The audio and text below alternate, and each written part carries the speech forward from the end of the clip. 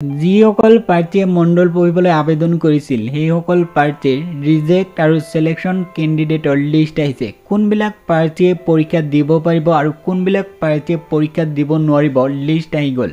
লগতে এই ভিডিঅ'ত জনাই দিয়া হ'ব এডমিট কাৰ্ড কেনেকৈ ডাউনলোড কৰিব। কম সময়ৰ ভিতৰতে গোটেই ডিটেইলছ জনাই দিয়া হ'ব, ভিডিঅ'টো স্কিপ নকৰিব।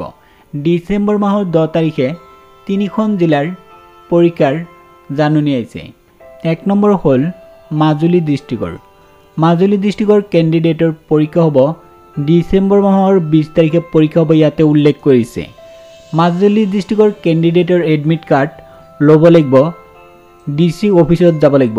মাজুলী ডিসি অফিসত যাই এডমিট কাৰ্ড লাভ কৰিব, ইয়াতে উল্লেখ কৰিছে। ডিচেম্বৰ মাহৰ 9 তাৰিখৰ পৰা ডিচেম্বৰ মাহৰ 19 তাৰিখলৈকে এডমিট কাৰ্ড লাভ কৰিব কেণ্ডিডেটে। মাজুলী ডিষ্ট্ৰিক্টৰ কেণ্ডিডেটৰ এডমিট কাৰ্ড ল'বলৈ ডিসি অফিসত যাব লাগিব। তাৰ পিছত আৰু এটা ইম্পৰ্টেণ্ট কথা, যিসকল কেণ্ডিডেট মাজুলী ডিষ্ট্ৰিক্টৰ হয় সেইসকল কেণ্ডিডেটৰ লিষ্ট চাব লাগিব।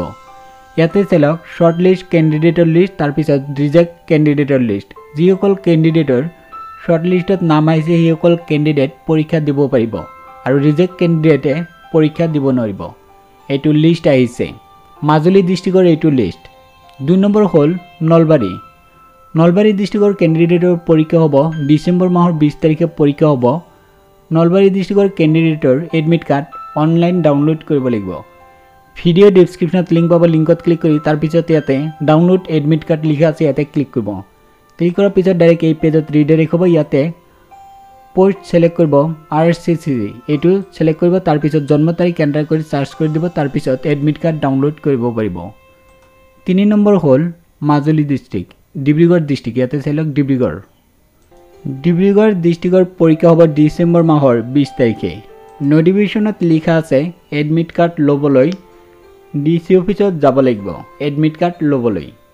এতিয়া কাম কৰক, এই ভিডিঅ' ডেছক্ৰিপশ্যনত লিংক পাব, সেই লিংকত ক্লিক কৰি গোটেই ডিটেইলছ চাব পাৰিব, লগতে এডমিট কাৰ্ড ডাউনলোড কৰিব পাৰিব, লগতে শৰ্ট লিষ্ট কেণ্ডিডেটৰ লিষ্ট চাব পাৰিব।